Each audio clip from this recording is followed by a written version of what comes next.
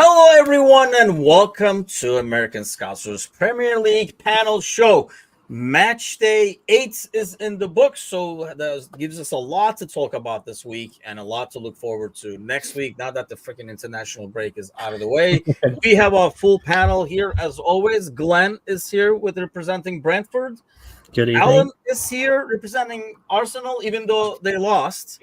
And Jake is here representing Spurs because Arsenal lost. So everybody's a lot to talk about, but we'll get straight to the pictures. We will also have like Jamie kind of like hopping on. He sent us a video kind of like giving his take on the Chelsea game against Liverpool and stuff. But an interesting week.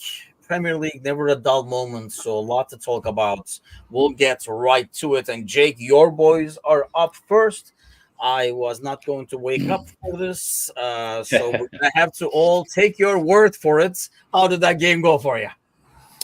It started just how I expected, conceding first after the international break, and got the early morning game. So it was nice waking up at 5:30 my time and watching us concede the exact same chance twice in a row to Kudus and him scoring the second one. But no, second half obviously a lot better, good response, and that's the Postecoglou Tottenham that we like to see and that we saw in the first half versus Brighton before the international break and completely lost it in that game. So glad that we got to do the whole 90 minutes this time and put in a good performance and something that we can, build on momentum-wise and hopefully play like that against Palace coming up. Yeah, that's a tough away game. I know when Liverpool was going there, like going away to Palace is always tough. So where are you at with Spurs right now? Like when you go into the Spurs game, is it confidence? Is it roll the dice? Like where are you at in terms of confidence levels before a game kicks off? I think it's got to be a little confidence mixed with absolute dread. So sorry, my dog just picked up a toy. I was going to say, he is really going at that thing. Just terrible timing. I'm so sorry. But yeah, if it's a home game, I like our a lot better. But going away to Palace, I just feel like there's always something that could happen there. And with Spurs especially. So come here. Get that dog on air, man. Let's ask him. Anyways, so I don't know. I do a small prayer every time I turn on the game before I start watching because it could go really either way. And luckily for us, it went the good way against West Ham. But I think against Spurs or against Palace, it really could be either. And it being at Palace just adds that extra element. And I don't know. Yeah. For every other game, it's a little mix of both, no matter who it is. It could be Southampton or Ipswich, and I'll still have a little fear that we'll concede 3. So it keeps you on the edge of your seat. It's the Postecoglou way. You don't know what's going to happen, but it's probably going to be exciting for one team. So I think that's what the high line does for you. For one, I mean, like the playing style, but that's where I'm at with Spurs too. Like I just don't know. Like if I'm doing a bet or something like that, I'm usually not touching the Spurs game because God knows it can go either way kind of a deal. That's why I asked you like where you were at with them. Both teams to score. That's the bet you want to do for Spurs games. I think it's a bit of that high line thing that we used to have. I mean, it's not as high now. That's kind of like a risk reward kind of thing. But yeah, it can be really stressful because you're like, he's clear. Oh, that's off. But then eventually he is not kind of a deal. But a good win though still. Obviously, a lot of activity at the end of that game. I saw that part with the red card and all that kind of stuff. Yeah, I've never seen a player lose their head like that. It's been a while. He really just, I don't know what got into him, but the extra kick on Van de Ven was one thing. And then just to go for the face for like 3 different players, it was just, he wanted to leave. I think he was ready for a shower. And I saw nothing wrong. Bring him to the carpet. Another player to get a red card for Arsenal. Bring him on. I was gonna say if that's an Arsenal player, he's suspended for the season. I think. Yeah, that's another day in the life of an Arsenal player where they get a red card. To be honest, but I mean, it turned like a bar fight over there. I was like, what the hell? Yeah, it was kind of crazy, but I'm sure that was kind of the build-up. You're right. It's just that's one of those like frustration ordeals. Speaking of frustration ordeals. United 2, Brentford 1. I mean, aside from, I guess we should maybe thank you, Glenn, because you're keeping Ten Hag job alive and the entire team is thankful. But what went wrong there? Like, what is it that Brentford is always close, Yeah. can never kind of get over the line in these, especially in the big games?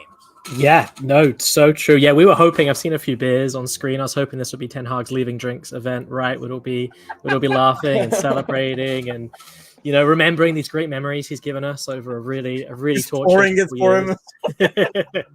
However, and maybe after 45 minutes, maybe we thought that was the case. You know what? It was a quintessential game of two halves, right? That cliche was just in full work during this game.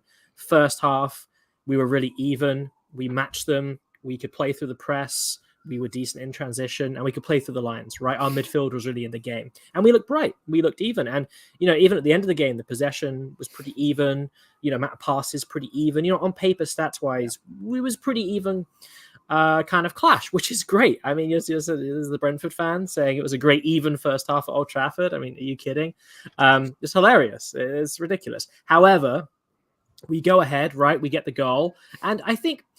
Man United try to manufacture some controversy around that. I mean, the rules indicate if you're bleeding, you can't be on the field, and this was like the third time that he had been bleeding from the head.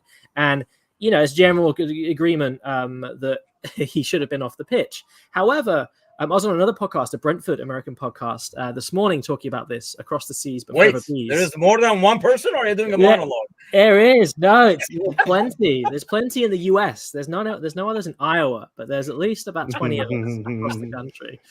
So we were talking about this at length, of course, this game, so it's still very fresh. But second half, what somebody on that show said, and I thought this was really smart, I didn't think about this really, was that controversy over the goal. Oh, he's bleeding. He would have marked him, blah, blah, blah, blah, blah. That actually galvanized the fans. It meant Ten Hag could have some kind of siege mentality at halftime and really get his players in, right? And say, hey, you know what? This shouldn't have happened. It's our backs against the wall. Let's go show them. They've got this lucky goal. Let's show them, remind them, we're at Old Trafford. This is our place. Let's play how we can play. And you know what? It worked. I thought that was a really smart point. I didn't think of it when I was watching the game. I was like, oh, well, these goals happen all the time where someone complains. But hey, it was clearly a good team talk at halftime because they came out of the traps flying. Was it 2 minutes it took them to get the equalizer? And what I found frustrating about both goals, first one and second one, yes, United are out of form. Yes, they look ropey. Yes, we've got a manager who knows what he's thinking half the time when you look at the signings, you look at the formations. But what they still have, because they're Manchester United, is world-class players, right? You give Rashford a ton of space and he can get his head up and put a Beckham-esque cross into the box. And hey, what a finish by Garnacho, who had one of his best games in the United shirt I've seen in a while. He terrorized us. Garnacho was man of the match, hands down. Brilliant performance. Deserved a goal, right? Sometimes a winger, I love it when wingers play well. Sometimes you look at a winger's performance, whether it's Salah or Garnacho or whoever else, and you just got to say, well played. You're way too good for us. And, it was telling that we have injuries in both fullback positions, right? I've talked about it before, but we have slower players there right now. Van der Berg was just like on toast against Garnacho. So he deserved a goal, but we sat back. Aya should have gone towards and closed him down. And for the second goal, same old story. Who is one player in the Premier League you probably don't want to sit back and let him put his head up and play a ball through the middle? Eriksen. He's done it for us. He's done it against us. Yes, he's older. Yes, he's playing in a more, a deeper role now at this minute with the injuries to Mainu. But my God, you can't give this guy ample time to pick a pass. And yeah, it's a clever flick from Bruno. And yeah, it's a wonderful finish from Højlund. But it's frustrating for me as a Brentford fan that we seem to be the team across the seasons we've been in the Premier League, that teams who are out of form, they play us and wow, you stop the rot, you get to bounce back. And it's been time and time and time again. We haven't put teams who are, on the ropes to the sword. We took the lead. We've dropped 10 points in winning position so far this season, which is so frustrating. And we still don't have a clean sheet in the league. So I'm not saying I'm expecting a win, 3 points and a clean sheet at Old Trafford, but I'm just saying there are these trends in our season. We've taken the lead against a stack of good teams and we've run out of steam. And I'm just so glad that Xerxes is so bad because he should have scored their third goal, their fourth goal. He looked completely lost. So yeah, it was a frustrating watch because first half, that was the most amped up I've been watching us in a while. I was just like, we have executed a game plan to a T. And then second half, I mean, they totally overran us. And you know what? They deserved to win. They were so much better than us in the second half. We couldn't lay a glove on them. So it's the right result. Fair play to them. But their quality and their 400 million they've thrown out there, that shows eventually. And that's 10 points. I mean, that's a big number. Or I mean, 8 games in, that's a lot. That's more than 3 games. 8 games in is kind of like ridiculous. But so where are we at with that? I mean, we'll start with you, Alan. But like when you come to United, when they come out and play like that, so these guys are, because one game they're like, oh, these players don't play for Ten Hag anymore, and then they come out in the second half and play like that. Is it just kind of like what Glenn is saying? It's just like a lot of quality. Eventually, shit is gonna go their way. Or is really Ten Hag actually is like the handbrake that's holding him back in the first place? I think it's just a lot of quality there for the team to not do well occasionally. There's a lot of good players. I mean, overall, there's players that can definitely run in the wings. You know, Anthony he's got talent enough to actually be good. Garnacho's really good. Yeah, I know.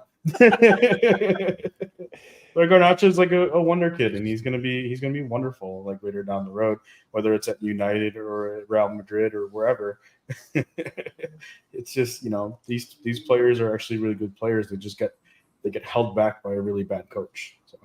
Do you agree, Jake? Is it just like, I mean, for them to rebound like that, and they've done it a couple of times, for them to at least still fight till the end, for all the shit their players do get from their fans, along with Ten Hag, obviously. I don't know. I think, you know, for them to come back in a game like that, where if they do not, you know, if you really wanted your coach fired, you're halfway there. Literally, it's halftime. I mean, I kind of agree with what's been said. There's enough good players there where, you know, sooner or later something's going to click a little bit, and there's going to be moments of magic. I do think if they wanted Ten Hag gone, he'd be gone. You know, they would have shut it down in the second half, and they would never admit to it, but it would have happened, and he'd be out of there. Are you hearing that as well? Yes. Is that the dog? Like, is he coming back to get you now, or what? Is that for me? I can't. Oh, okay. I don't know where it was. That's not. Well, you heard of That's typically from me, but it's not for me. Okay, it was Glenn. We're good. So yeah, I don't know. I think that, you know, there's the quality's there. I'm not sure if it's the manager. It kind of seems like it's the manager. It's been going on long enough. But he's gonna stick around if he keeps grinding out results like this. And I know Glenn mentioned, you know, Brentford's the team that you want to face right now if you're in bad form. And there's a phrase called Dr. Tottenham that it used to be associated with us. You know, you want to face Spurs when you're in bad form because, you know, he'll fix you right up and you'll be good to go. So right now it's Dr. Brentford. So he'll give you a little sting and you're right back at it. Yeah, I mean, it's odd. It is an odd ordeal because I do agree. I mean, as much as, yes, they do have talents, but if it's from the get-go, I kind of understand that, right? They have talent. They have players who can do things, and maybe they don't play as a team, but they can create stuff and do it. But when they come back and kind of like show a fight, that's when I get mixed signals. I like, so you guys like this guy? You guys don't like this guy? Like, what is happening? Do you guys just suck?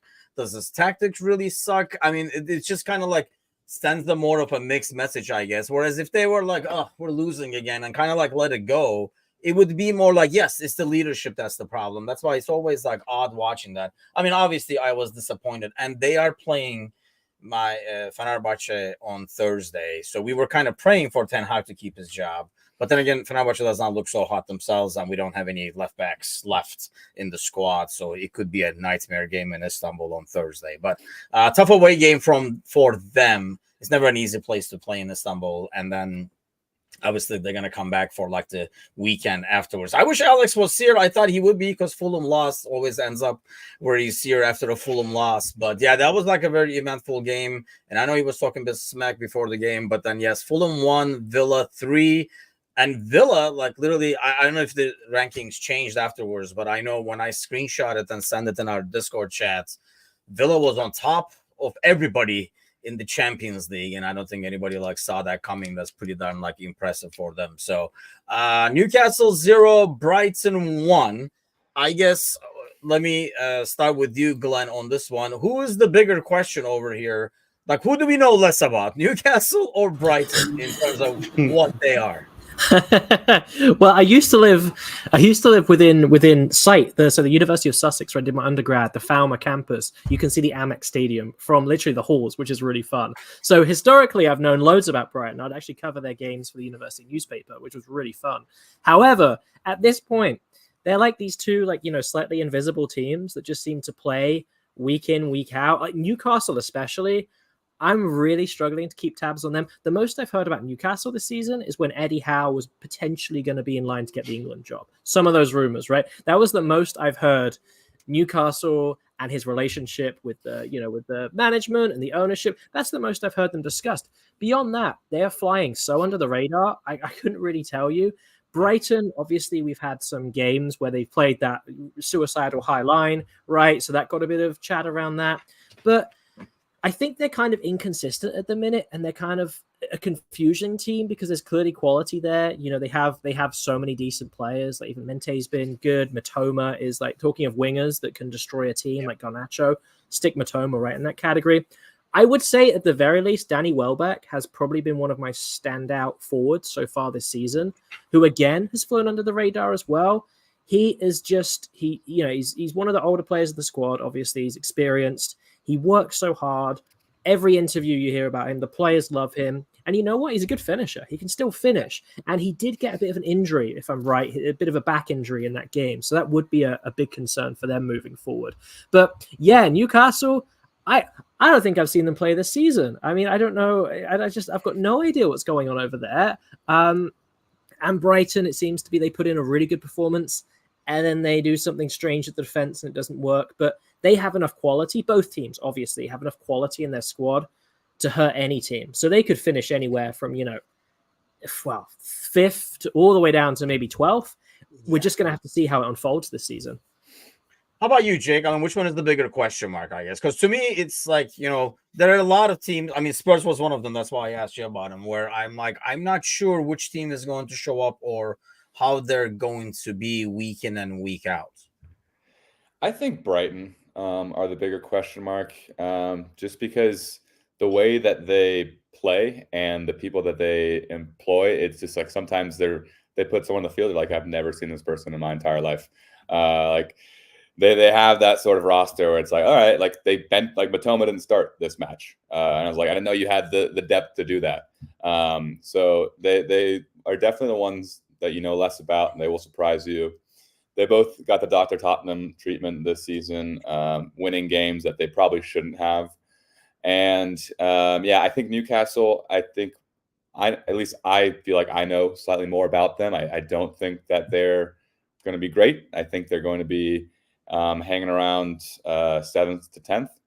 And I think they have some potent attackers, but I think the rest of their team has kind of fallen off a little bit. I think Bruno has not seen the form that we've seen previously this new season. So, that could turn around, but from the first 8 games, I think we see them kind of falling off a little bit more. And Brighton's that wild card, and I love it because I think Brighton are a fun team to watch. And when they're not beating Spurs, of course. But yeah, I from my standpoint, I think it's Brighton, the team to look out for, because you just don't know a lot about what they're going to do. Yeah, I do enjoy watching them, actually. Like, they're like just brand of game. And they do play a risky style as well. I guess like the way they build from the back all the way inside the goal almost at times and stuff like that, like looks crazy, but it's fun to watch as like a neutral. I'm sure if Brighton fans probably don't agree if they have heart issues. But Alan, where are you at with them? Which one is the bigger question mark, Newcastle or Brighton? I think Newcastle is the bigger question mark, in my opinion, just because it just seems like they are yo-yoing between flirting with Champions League or flirting with like a top 10 finish at the bottom end of that top 10. And you just never know what they're going to give you. I mean, they played a really good match against City the other day. Then last week they drew against Everton. Then this week they lose to Brighton. And I think Brighton, for me, has always been able to just plug and play players that they replace, they sell. The manager, even from De Zerbi to Fabian, is just like they plug and play. They know what their next move is. I think their managers, or I think their front office is well put together to find the key people to replace, the ones that they sold and let go. Yeah, I mean, I agree. I think I agree with Newcastle just because I think we kind of know Brighton. It's just that it's similar to Tottenham. Like, they play a risky style. If it's clicking, they're going to give you a tough time and they're going to probably win the game. If it is not, they can look like, who the hell are these guys? Because then they start conceding goals and stuff like that. I mean, I'm looking at like Newcastle's schedule. I mean, they have not had a tough schedule either. I mean, they beat Southampton at home.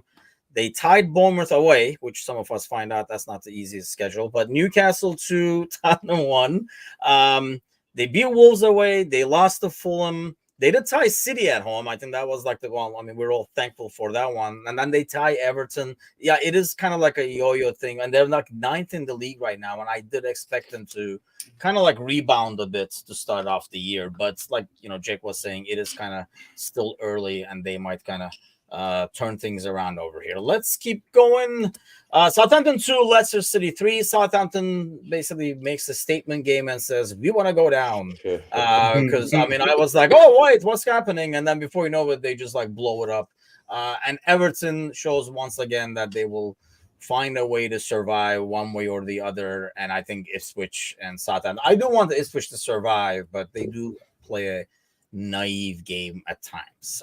We did not get a chance to do Tonali's picks last week, but if anybody had Bournemouth, that would be an interesting one. I know you have a lot to say about this one, probably, Alan. We'll start with you. It's your boys. What did you make of that? I did not get to watch the game in full, like just bits and pieces mostly, but what did you make of it? Disappointment, I think. Shut up, Jake. I see you laughing over there. That's fair. I laughed at you multiple times this season already. And I know this is a good and humbling moment for me. So I will say this: it was a very disappointing loss. It is a very disappointing red card from Saliba. It is a red card in my opinion.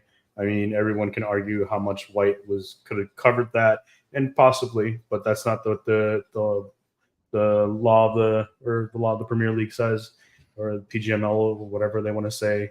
I mean, they can say it differently the next day either way. So that being said, you can't put yourself in positions where we're down to 10 men every time, and to see that from a player that is, one of our best players, if not our best player, and definitely our best defender. It is just disappointing. And then on top of that,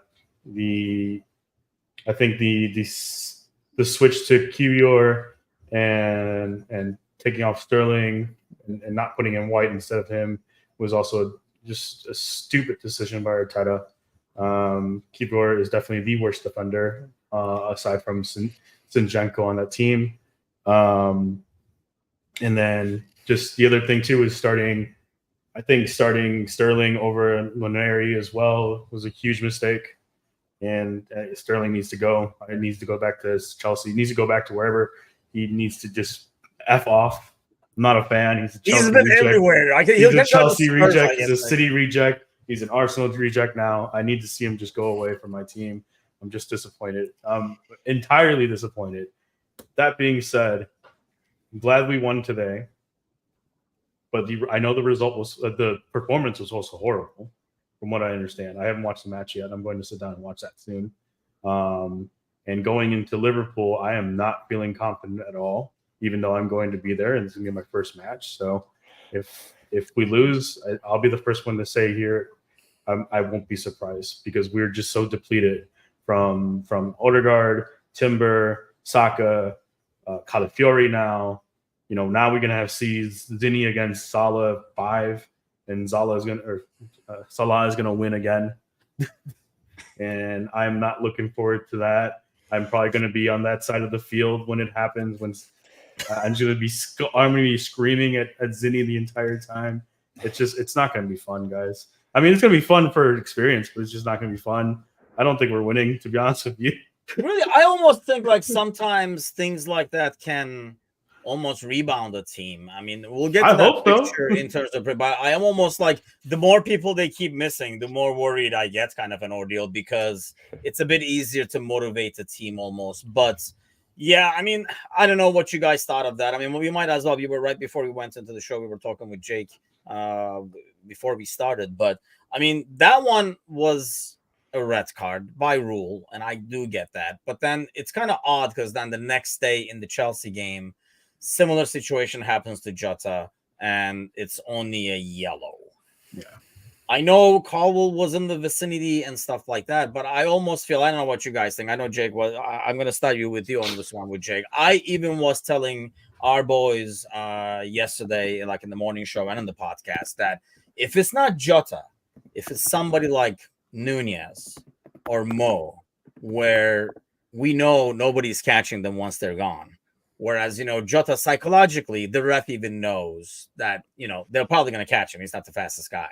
But if it's Nunez, nobody's going to catch Nunez. He's going to be gone. I almost feel like if it was Nunez or Mo, that would have been a red as well. It's only a yellow because of their thinking he wasn't going anywhere anyway. Yeah, I think there are three distinct differences between the two situations, in my opinion, at least. The first one is the proximity to goal. The Chelsea one happens just slightly closer to the halfway line, which goes in their favor. The proximity to the next defender that can cover, I do think in the Chelsea situation, he's slightly closer to cover. Can you factor in which defender it is, who's running ahead of him? Is he going to be fast enough? I don't know if that's going through the ref's head at all. And then the third thing is the direction of the ball. In the Arsenal game, it's going more towards goal, whereas in the Chelsea game, it's going slightly towards the byline, away from the center of the pitch. So I don't know. It's such small differences. I wouldn't have been upset with a red card in both. And I think that it was kind of a cop-out for whoever the referee was in the Chelsea game to not give a red there, because it was a big six, matchup, and they wanted to keep everyone on the field, probably is what they're thinking. So I don't know. I would have liked a red in both, but I think there was enough differences that you can kind of cover yourself if you're that referee, but I don't know. That's a good point, actually, because that's another one of those things that, it was the 6th minute of the game. So I don't know if it's treated differently if it happens in the 56th minute of the game as well. So, Glenn, where are you at with that?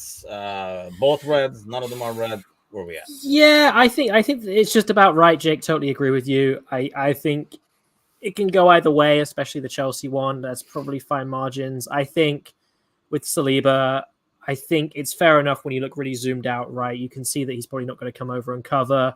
You can see Raya, I think if I'm correct here, he's kind of backtracking, so he kind of realizes that it's, the forward's going to advance. I think they were both fair decisions. They're fine margins. I don't think there's a glaring error in either.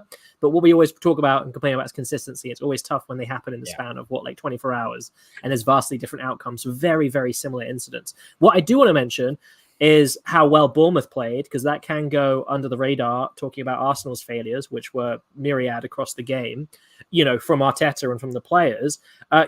Alan, you mentioned you're worried about Zinchenko and Salah. He can't do much worse than Ben White versus Semenyo. I mean, man, talk about being roasted for 90 minutes. Semenyo, by far, is a player that is definitely should be playing at a Big Six club. He has thrived, hasn't he? He's amazing.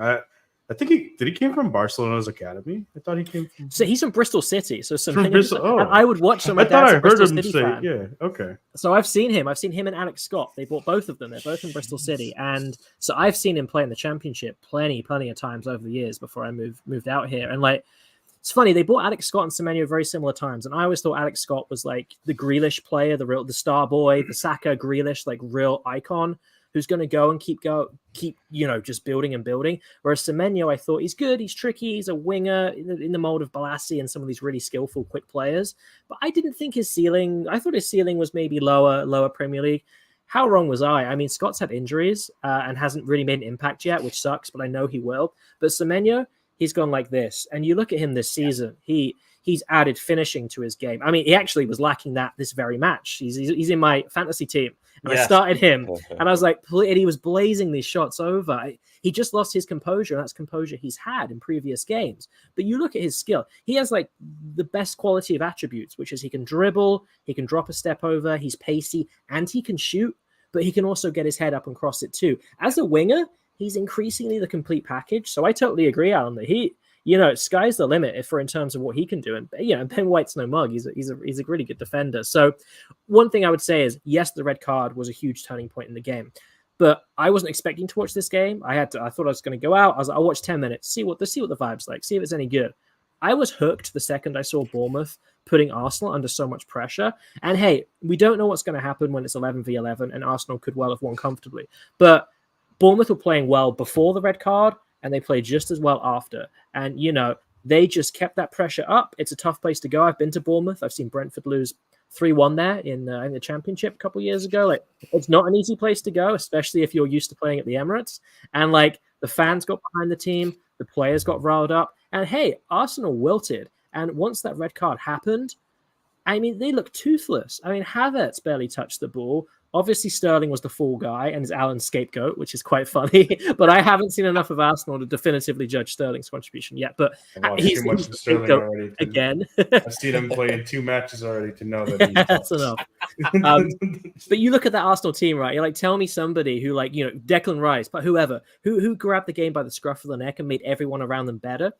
Nobody. And Bournemouth didn't give them the room to do that. They pressed the advantage. It doesn't, 10 versus 11 doesn't mean it's a slam dunk win. You still got to work hard. And Bournemouth were, for 90 minutes, they were sensational. And I think that's like the biggest thing. We talked about, like Liverpool having the easier schedule and the 3 points and stuff, like we were talking earlier as well. I mean, it's just a matter of, you still got to get the 3 points, man. None of these away, especially when they're away, none of these Premier League games are easy.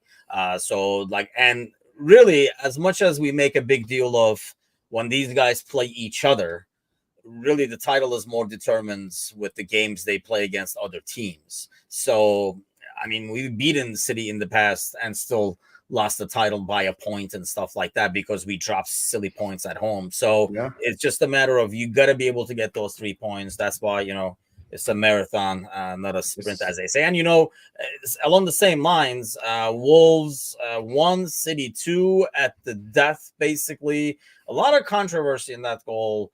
I know, Jake, I know you had to leave, so I figured like I'll get your take on the way out on that one.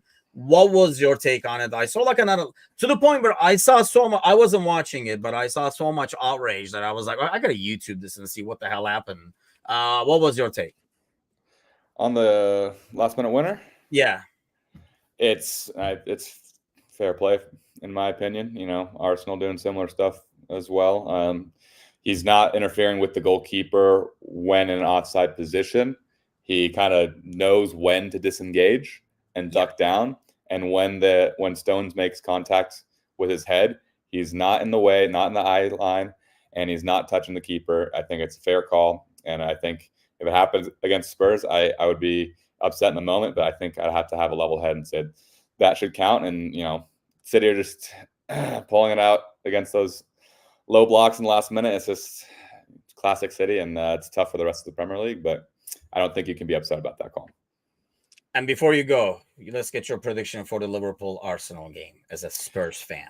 I'm gonna be nice because I know Alan's gonna be there. And I'm going to say that they're going to come into that game with all the injuries, and they're going to be, have a chip on their shoulder, and they're going to have a gritty draw. I'll go 2-2. And I think it happens in a somewhat dramatic fashion where Alan gets to go a little crazy in the stands. And I hope we get some good videos, halftime and full time from Alan. And, good luck to you over there. And hopefully that they do you proud, but not enough to win the Premier League. Thank you, Jake. I'll draw the line. Jake, I appreciate that very much. If that's the most a Spurs fan can give me, I understand and I respect that. Thank you. That's my limit. Thanks a lot, Jake. I appreciate it, man. All right. Catch you soon. Cheers, guys. Bye. That was like way too nice for a Spurs. What a nice guy. What You was know, going on around here? I swear I have never said anything bad about Jake or Spurs. It's a very, very nice team. Very nice. Yeah. Very nice guy. Very nice team. Hey, and that's the thing. Normally, I know Jake is a nice dude, but for all the crap you give him, I figured he would just be going off, and I feel No, he knows that the crap that I say is all in jest. Or he's playing coy. If Liverpool wins, he's gonna give it to you next Oh week. yeah, he's gonna definitely give it to me next week. What did you think about that call, by the way, Alan? The City game, the last second one. They made a rule specifically about this because Arsenal was doing it, and for them to then not follow through with it because City did it, to me, is controversial. I mean, they'll call it when it's Arsenal nowadays, but they won't call it when it's City. I mean, when did they City... call it? You guys are like freaking like punching the goalie in the box, man. Like one was guy is last year. holding it, the other one is heading it. I saw it like 50 times now. That was last year, though. This rule change happened this year, though. The rule change was this season, though, and they didn't follow through with it. But the rule hasn't been enforced. It hasn't been enforced. Yeah. Hasn't been enforced. I'm just saying. I'm just saying that Gabriel got the header. Wasn't that the Spurs game? I'm just saying, if they're not going to enforce the rule, then why make the rule or just call it against City or something? I don't know. All right, it's a red. It should be okay. So you acted like you guys stopped doing it and like City started doing it or something. That's like. I'm just saying they made the rule. They should call it against us, and they should call it against City. I think they should be calling it against. I don't understand when this happened, Glenn. Where maybe it was to the extreme where you couldn't cough next to the goalies. In the ancient days when I was playing the game, but you definitely could not make a contact with the guy that's coming out or prevent him from coming out and stuff like that. I remember when I was playing because I was defender and I'm a little dude. If the other guy is too close, we're in the proximity. So I would just kind of like you bump a guy into a goalie. They get a foul. Like you touch a goalie, it was a foul. So you kind of like you're not going to go up. You kind of bump the guy into the goalie. It's almost like kickoff returns in the NFL football, and you just get the penalty that way, and you just like bump him into him. And I feel like now, you can just clobber the goalie, and they're not calling anything. Having said that, though, and I know what your take on this goal is, I thought it was fine, but just because Silva is short should not mean that. Like he's not in the vision because he's ducking kind of thing. You're still there. If there's somebody next to you, it's still like in front of you. It's still affecting you. Yeah, right there. Like he's literally right there. I know it doesn't matter how short he is. He's there. Right there. You would think as a player, as a goalie, you're still like aware of his presence, which I would consider impact. Right, but wasn't his timing perfect? Which was, we've got to be judging what he's doing at the simultaneous with Stones' contact, right? It's a corner. So we've got to judge his actions following the immediate contact of what was the forward's header. And yeah, he's very smart and he's wily about it. And obviously it's funny. It's the smallest player and he kind of does it quite well.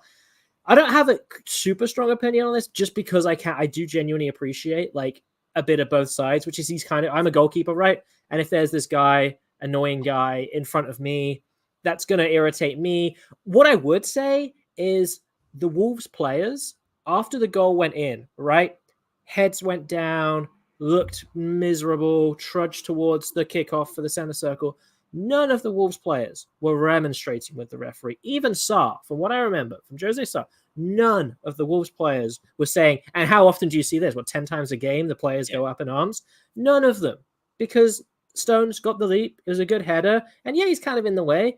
It was only when Gary O'Neill watched it on his tablet, he starts waving his tablet around like it's Black Friday or something. He's got a deal. And he's like running up and down the touchline. That's when all the players, like this hive mind, they got this signal that they had to complain. And hey, I appreciate it. It's frustrating if it goes against you. I appreciate it.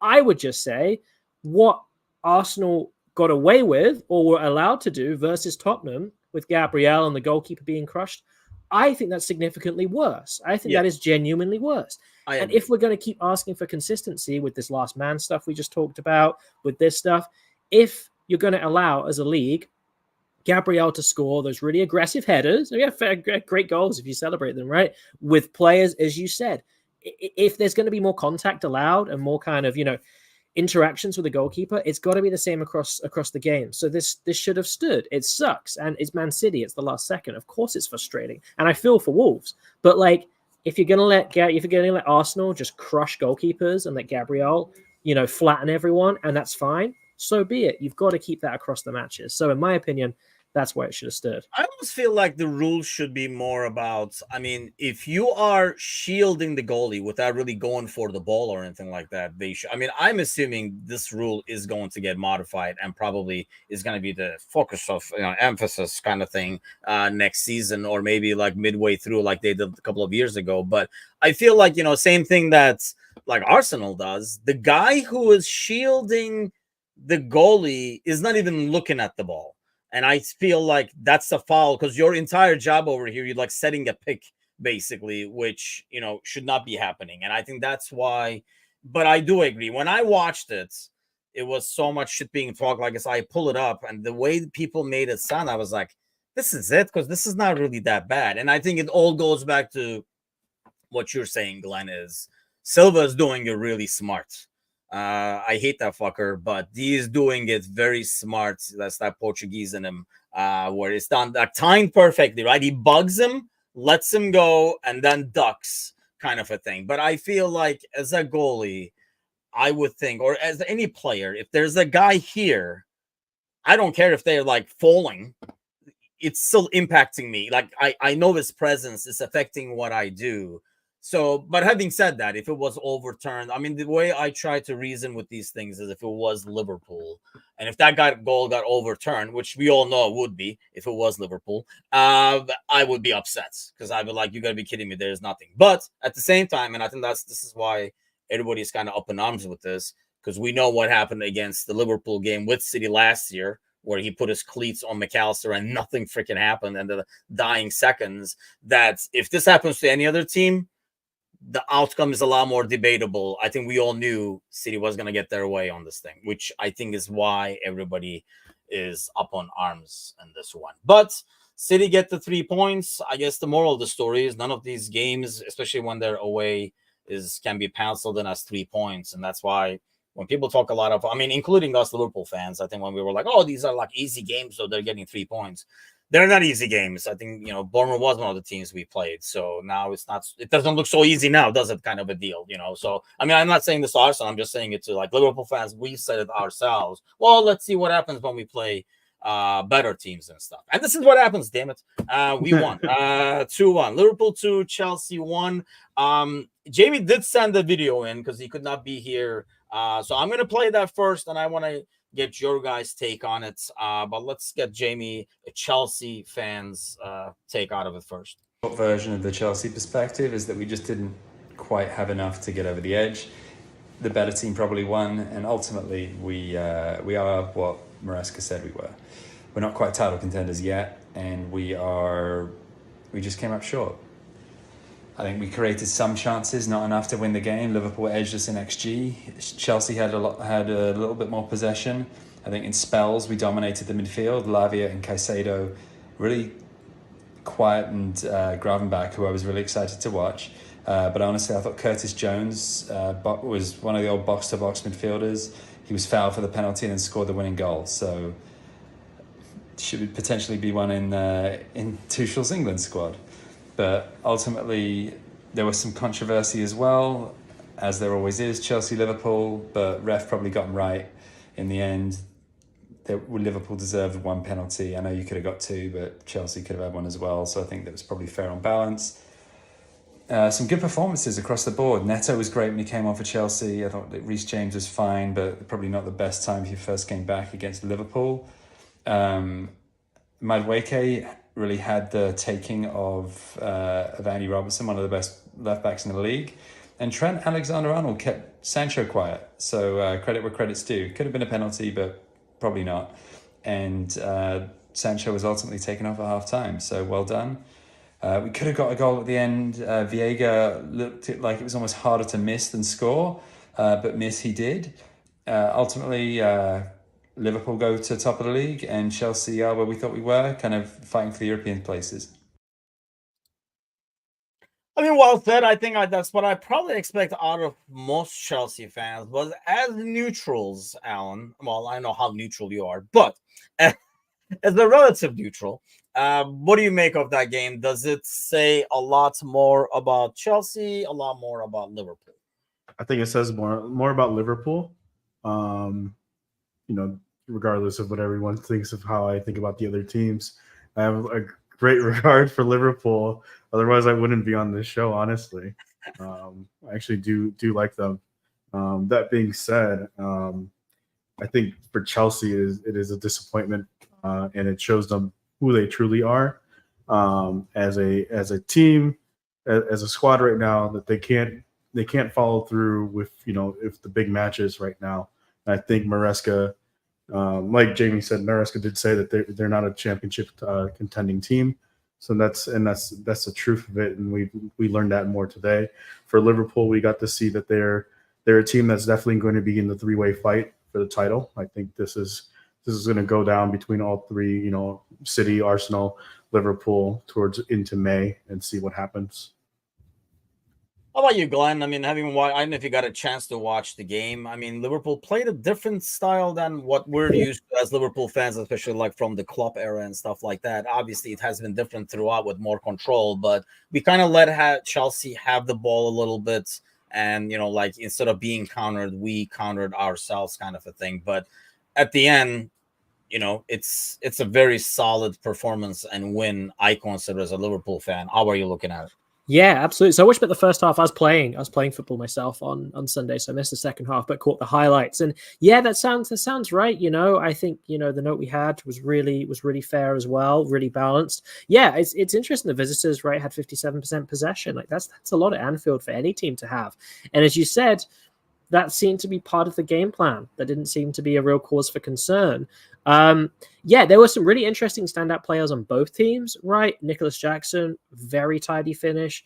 Gosh, if he starts doing that week in, week out, he could be a real force in the league. Chelsea seem, because they've signed 1 million, but Chelsea do seem to have a bunch of wingers. That's the caveat with everything with their squad, right?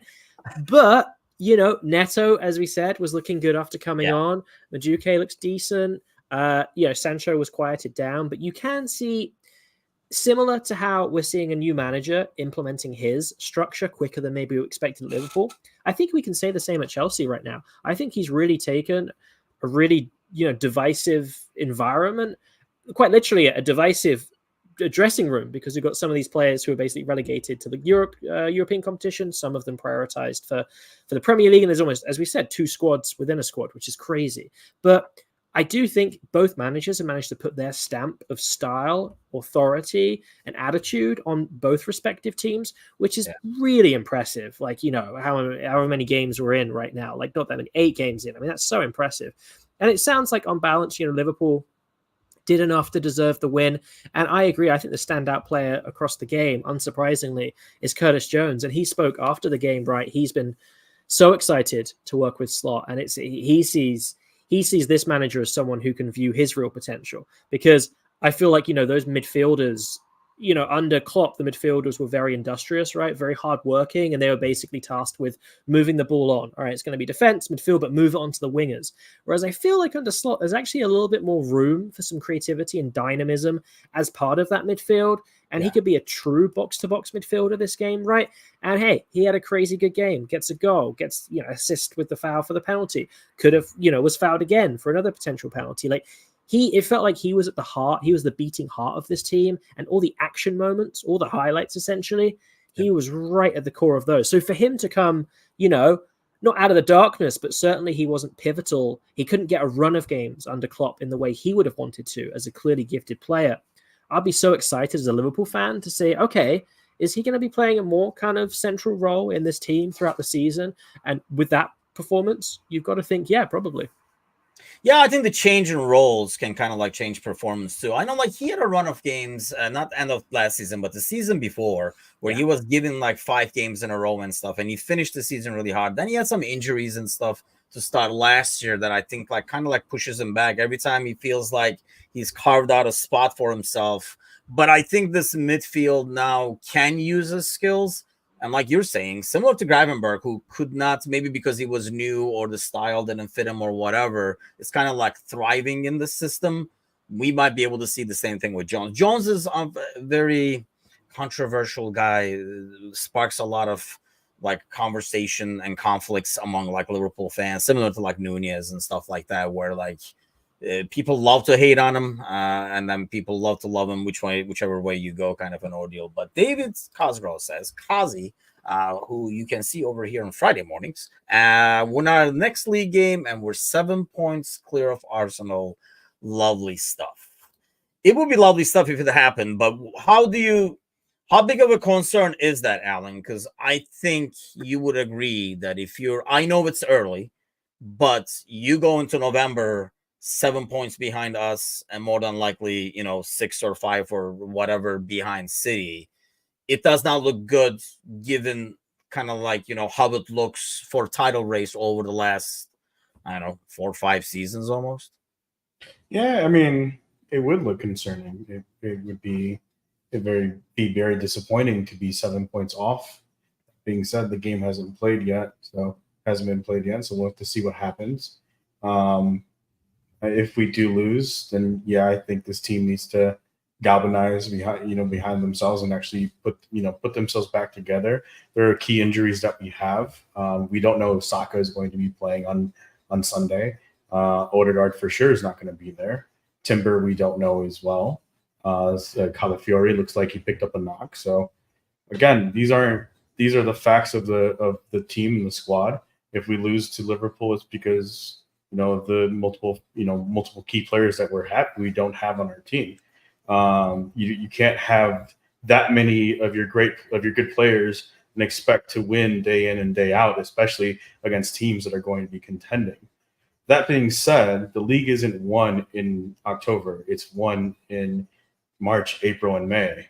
And so we've seen various times, even within the last 2 years, unfortunately to me, and also unfortunate to Liverpool, because Liverpool was 7 points up at one point last season, going into March, and City won the league.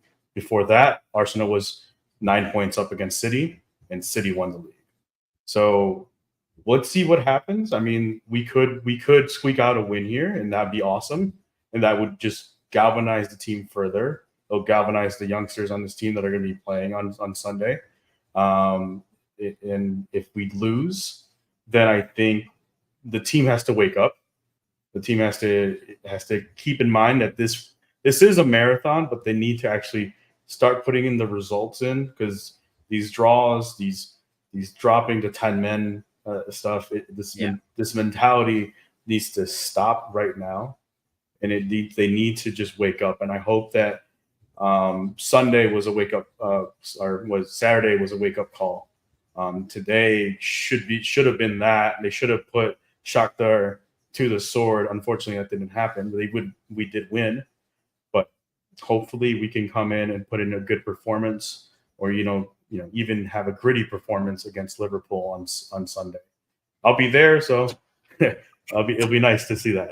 I mean, that's the thing. I feel like it has changed the dynamic of the game. Like, just the Bournemouth game is weird, Glenn, because it's one game. But I feel like it has totally changed the dynamic of this game. Us beating Chelsea and them losing, and it's already this point gap over there. And like Kazi says, the potential to go up to 7, it almost makes it a must-win game. Before, I feel like even a draw would be, maybe both teams would be okay with a draw. Right? Yeah. And we've seen Arsenal do that before, where they kind of go out and like, we'll take a draw. If you win it, that's good. They've done it against City and stuff like that in the past. And I feel like that's how they would approach the game. Whereas now the draw, I mean, is not a terrible result for Liverpool going away, because it's at Emirates. It's not a terrible result for Liverpool. And it kind of suits us a bit better, because now you almost have an Arsenal team that has to kind of win and will not probably be okay with the draw, especially at home. Yeah, talk about momentum shifts, right? I mean, those different results have just like accelerated the momentum of both Liverpool and Man City. And I think part of the jeopardy for Arsenal with this game coming up, you're not just playing Liverpool this coming weekend. You're kind of always playing against Man City. You're not always on the same field as them. They could be playing someone else. Yeah, you're always competing with them, because we know they're going to have that magical run at the end of the season. That's almost like a cert now. It's like a postscript to the season. Final 10 games, they win them all. So I would be doubly concerned as an Arsenal fan. Okay, sure, a 7-point gap between us and Liverpool would be terrible this early on in the season. But hey, if and when Man City beat Southampton by you name how many goals, I think Haaland will end his 3-game goal drought by probably hitting in about 4 or 5 against them at the weekend. Yeah. You're gonna be 6 points behind Man City as well. And we're like going to be 9 games into the season. So there's like double jeopardy, I feel, for Arsenal because of this. And again, talk about momentum shifting. Liverpool get a hard-fought win against a really solid-looking, decent-looking Chelsea team. Man City have the euphoria of a last-second controversial goal. Don't forget they went behind in the game. It's not like, it was they were up and they drew. They were behind for drawing for most of it, took a wonder goal and this controversial winner. They've had moments of elation this weekend. Liverpool fans will be delighted after eking out that win. And then Arsenal, as we said earlier, another red card, really toothless in attack. Bournemouth were just too energetic. Like, yeah, I look at this game. It's too early to say must win because there's a lot of the season to be played, and a draw would not be catastrophic for Arsenal. I don't think at all at this point of the season. But losing, I mean, talk about siege mentality with Man United against us over the weekend just gone. Yeah.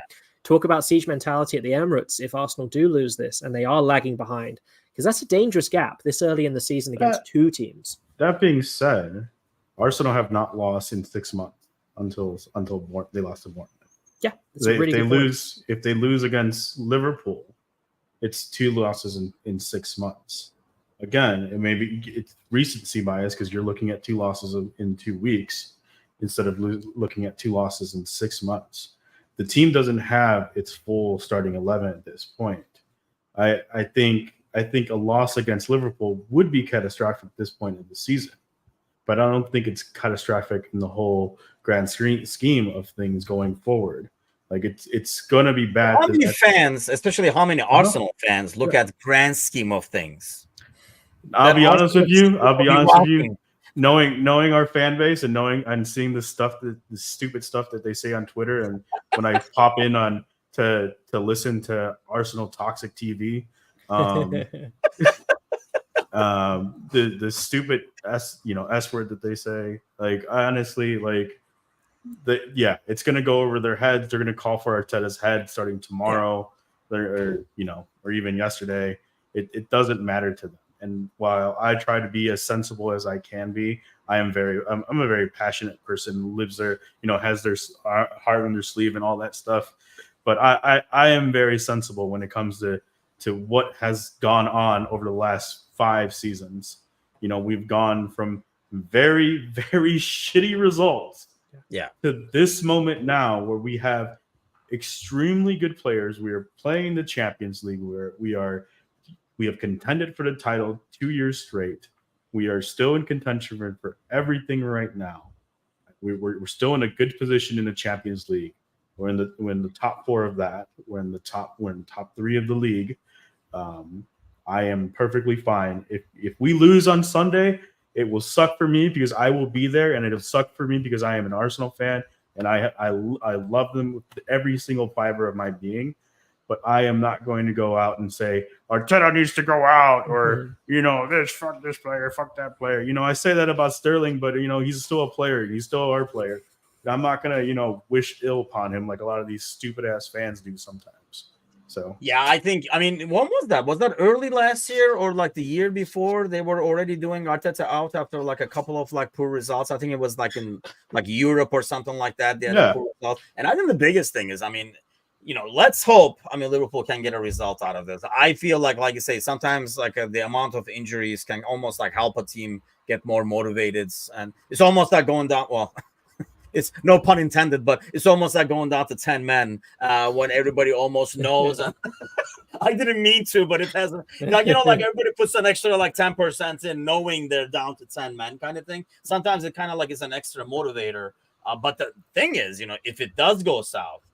Arsenal's the next game after that is the crack of the dawn game on Saturday, early game, Newcastle away, and then Chelsea away in the league. So it does not get easier, especially a team that's doubting itself. That game is at 12:30 for me, and I love that so much. I am so glad I am not waking up at 5 o'clock in the morning to go to the Globe Pub and just be sad. So how long are you so there? early? I'm there through the 3rd. I come back on my birthday. So Okay, so you come Yeah. back the next day. Okay, that's Mhm. cool. Okay, well, I mean, yeah, let's not forget, so that we don't even like mad Forest or Palace fans, but and the last game last week was Forest 1, Palace 0. It's really looking grim for Palace, really, but that's why. Well, let's get to the Sonali's picks over here. We do this every week where we put our money where Tonali is putting his money and place our bets. Let's go with the schedule over here. Glenn, we will start with you. Your upsets pick for match day 9. Yeah, it's tough this week, isn't it? Because some of the bigger teams. So, okay, Arsenal, Liverpool playing each other. You can't really get an upset out of that. Yeah. Man City are playing the worst team in the league, so it's like I don't think many people are seeing Southampton getting anything other than a real. They were demoralized so badly this weekend as well. Yeah. I mean, God, when Brentford, I was thinking this earlier, when Brentford did concede and we were outplayed, I was feeling a bit down. But I just looked at the scores and I was like, there's always a team that has it worse than you. And this weekend, Southampton fans. I mean, I know a few of them from back home, and my God. Anyway, to answer the question, I guess my point is like, and a lot of the games are kind of evenly matched teams. Everton, Fulham, Leicester, Forest. Like these are games that there's not really upsets. I'll throw Wolves getting a positive result at Brighton. So I looked at the table when we were talking about, we asked Newcastle or Brighton, like who's the biggest mystery? Brighton are 5th. Yeah. I mean, that means they win because I thought they were 10th. So that means they're winning the mystery because I had no idea they were fighting for a European place. So with that in mind, Wolves are right at the bottom of the table with Southampton, right? They've had an awful season so far. They were heartbroken, but again, they had a grievance at the end and they played really, really well and they pushed City all the way to claw a result. So I'm going to say Wolves to get something positive going to Brighton. Wolves at Brighton. Okay. What do you have for Tonali's picks for this week? No, I can't do it. I can't do it to Jake. I can't do it to Jake. That's what I'm doing. Jake is gone, bro. Just go ahead. Right. You should have stuck around till the end of the show. West Ham is getting a result against Man United. Whether it's a draw or a win, it's to be seen. But actually, no, they're going to win. West Ham's going to. And I think that's the weird thing, right? I mean, is that an upset? If you look at standings and if you look at form and stuff like that, I mean, kind of like what Glenn is saying, I feel like, yes, this week there's a lot of like evenly matched teams. There's a lot of like good games, actually, like Chelsea, Newcastle, and stuff like Absolutely. that. So that goal rush should be fun at 9 a.m. On Sunday. I was going to go with Palace. I feel like, and I don't even know if that's considered an upset. If it is not, I actually expect Bournemouth to get something out of Villa, having Villa played just today in the Champions League. And we know they don't do well coming back from the Champions League as much performance-wise. So if Palace doesn't count, I would say Bournemouth getting something out of Villa. But I do think that is a tough game, tough place to go. Any team. I know, like when Liverpool went there, I was kind of like worried about it. I mean, I worry as a lifestyle, everybody knows. But Palace away game is always tough. So I'm going with that for my Tonali's picks. Well, Alan, enjoy the travels. Hopefully, you will not enjoy the game, or at least the results. You can enjoy the match and stuff like that, but hopefully, you will not enjoy the game itself and the result. But then you can do whatever the hell you want on Saturday when they play. We will. Either way, I'm going to Europe for the first time of my life. I am not one to have a result of a game to ruin anything of my life. So. Yeah, does it almost make it easier? I think like a lot of Arsenal fans now are, because of all these injuries, it's almost like, you will roll the dice. If it goes well, it goes well. It's not like the City game was a few weeks back. Even the City game, I was like, we're gonna lose that game. We don't even have Odegaard, and we drew. So we'll see what happens. I'm not too miffed. I'm going on vacation. We lose. I'm gonna be sad for about a couple hours. Then I'm gonna be drinking with a bunch of Arsenal fans and going to France by myself after that. So you won't even remember the score, probably. Exactly. Yes, I will. Glenn, thanks a lot as always, bud, and thanks to all those watching. Hopefully, Give us a like, subscribe, and all that kind of stuff. Press all those buttons except the thumbs down one. And then if you do want to join the panel, you support another team, send us a message, join the conversation. We are hoping to have bigger and better panels. We were missing United and Fulham and obviously Chelsea this week, but the bigger the better. So the league is only going to get more interesting. Hopefully, maybe not for Arsenal if we win, and they'll be 7 points behind. But have a great week, get a everybody. Wolves fan. Sorry. Let's get a Wolves fan. They're almost, I've seen them, yeah. They get the horrible treatment of the PGMO and also VAR. So that was the other irony, by the way, that VAR went against Wolves. That's another topic by itself. Yeah. But they were like, it's Wolves, then it's against them, kind of a thing. Have an awesome week, everybody. We'll see you guys same time next week. Take care.